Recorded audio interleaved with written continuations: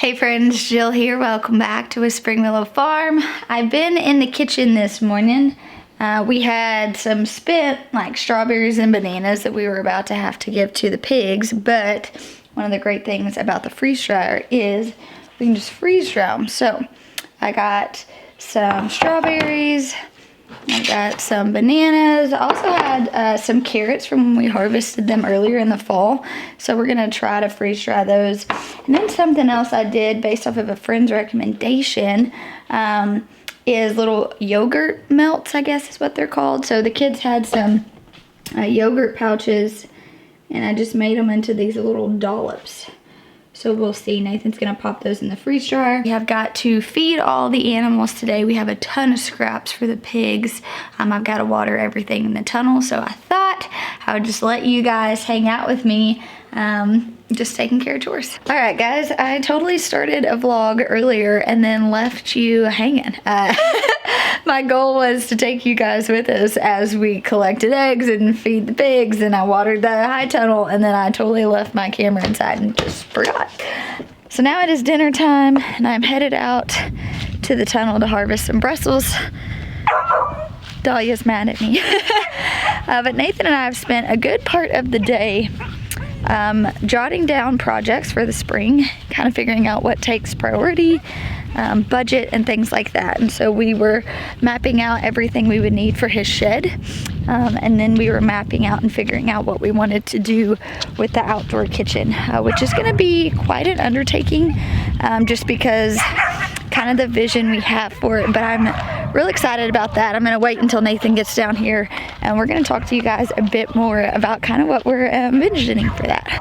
Dahlia is so mad at me. Look at all of our eucalyptus though. This stuff is doing really good in here. And then I saw one of my anemones had bloomed. Here we go. Look at these. Isn't that awesome? So these were just for funsies. Sean had some extra ones, and so we just threw them out here in the tunnel. But look at that. They'll be the first flowers that bloom. That's awesome. Here we go. I need to find my harvesting knife. This is what I use for everything. We're gonna go down to the Brussels sprouts. This cabbage is looking really good though. I may make another round of kraut. So you guys already know cooking is something that Nathan primarily does in our house. He enjoys it. He's also just really good at it. But it is something that as I've gotten older, I've really wanted to kind of hone in on more and just learn. And I bought this cookbook called 6 Seasons by Joshua McFadden. And he worked on Elliot Coleman's farm for a while. I mean, he's just this excellent cook. And he cooks primarily with vegetables. And really just in like the raw form. I got this cookbook and I cannot tell you how inspired it has made me. I mean, I like went online, bought all these different spices and salts and peppers, and I like really, that is a goal I've given myself this year, is to really experiment with the vegetables that we're growing and just be creative in the kitchen. You guys know I am a creative. I love being creative, and I think I just get intimidated in the kitchen because I'm just not familiar. You know what I mean? Cooking something that I've done but on a very basic level, and so I think when I think about adding in all these different things, it kind of makes me a bit anxious. But I am determined this year that I'm gonna really experiment and just enjoy the art of learning how to cook. And so I've got some ideas for these Brussels sprouts. So I'm gonna be on Brussels sprouts duty. Nathan's making some sausage that we got from a local family. And then I think I'm just gonna make like some potatoes to go with it, something easy. Maybe some roasted potatoes. All right, get these leaves off here. We'll take those to the pigs.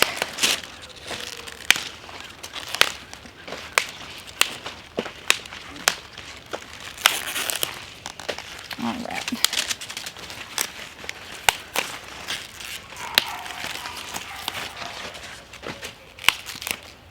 So these guys have sized up pretty nicely. The last time that I got Brussels sprouts, I got them a little premature.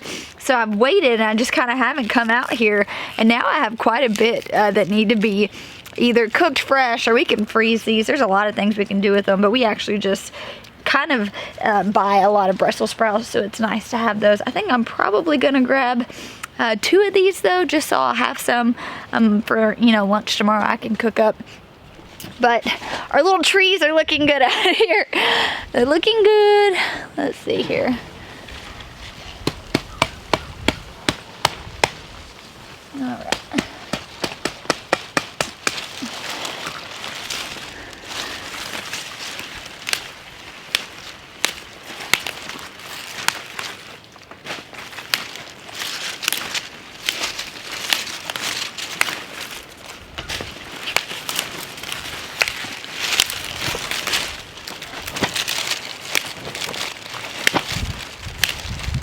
That's a pretty decent haul too.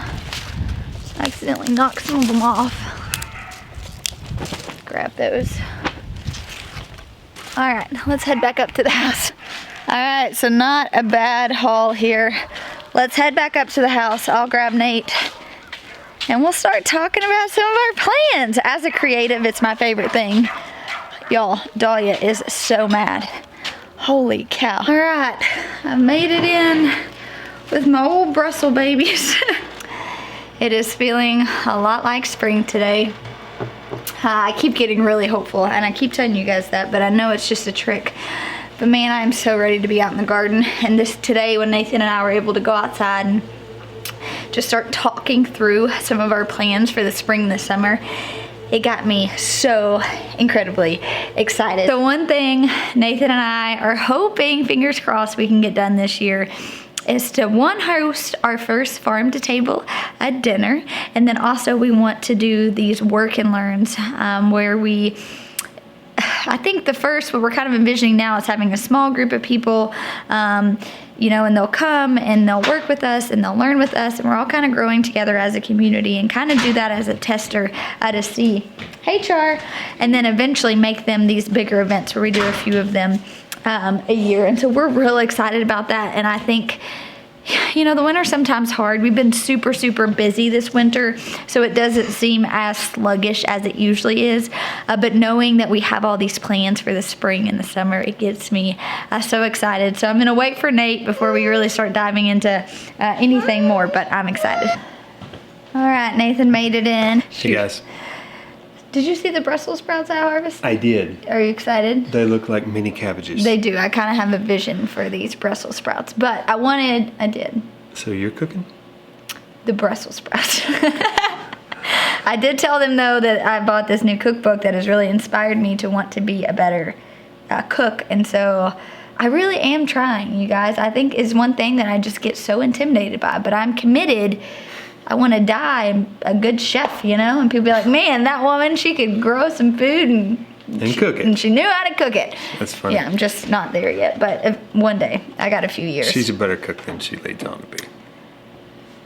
Depends. Anyways, the reason I was waiting for you to finish this vlog is because I was telling them that we were walking around writing down all the projects for the spring and the summer.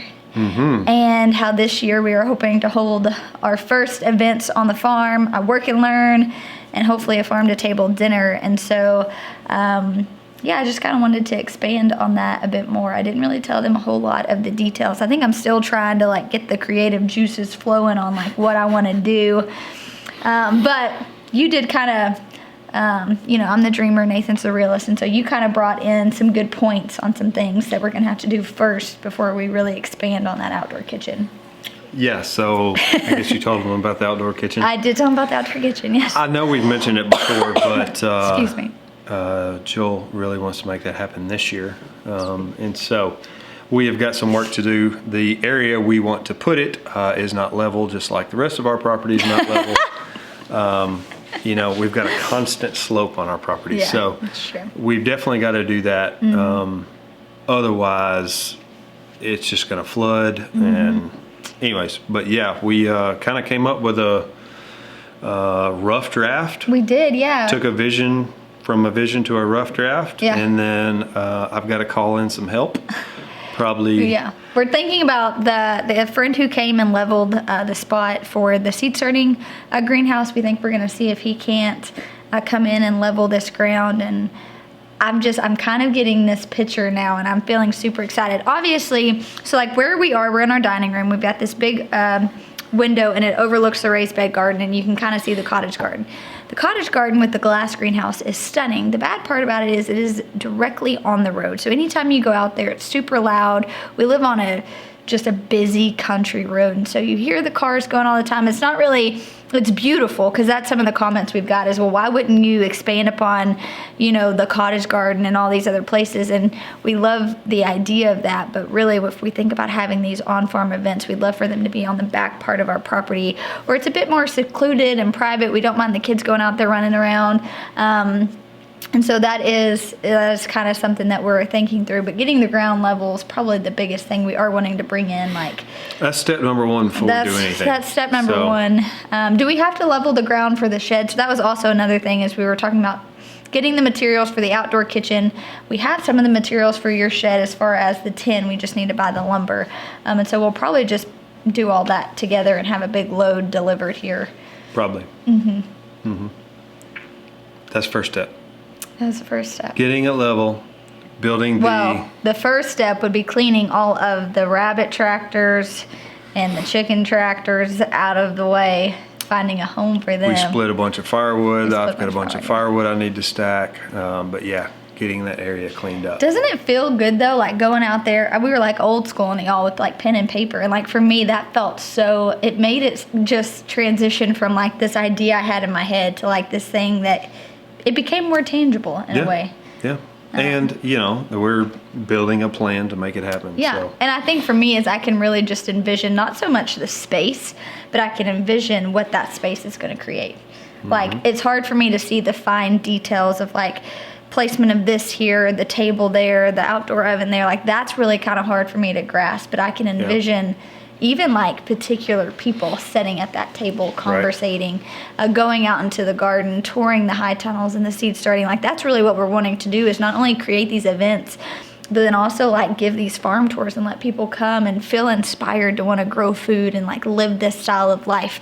Go harvest eggs, pick herbs, pick berries. Like, I don't know, I get so... The dreamer over here. I get so excited. And yeah, even though we're just talking about leveling dirt, which may not seem like that big of a deal, like that was a step that I've been waiting to hear, like, okay, we can move forward with this thing. Yeah, and not only that, at our old place, we had this beautiful back deck, and we ate dinner out there all the time. We did. Friends and family would come over. If the weather was nice, even if the weather wasn't nice, we still ate out there all the time. And so I envision this as a space to just eat dinner, something different than eating inside. So I'm excited. Do we have to level the ground where your shed's going? Nah. No. Okay, cool. So that is what we are just dreaming up over here on the weekend. No big deal. Just planning out all of our future. But thank you guys for hanging out with us. We're about to tag team a dinner and hang out with the kiddos. That's right. Yep. But thanks for hanging out. We'll talk to you soon. Right. Bye, guys.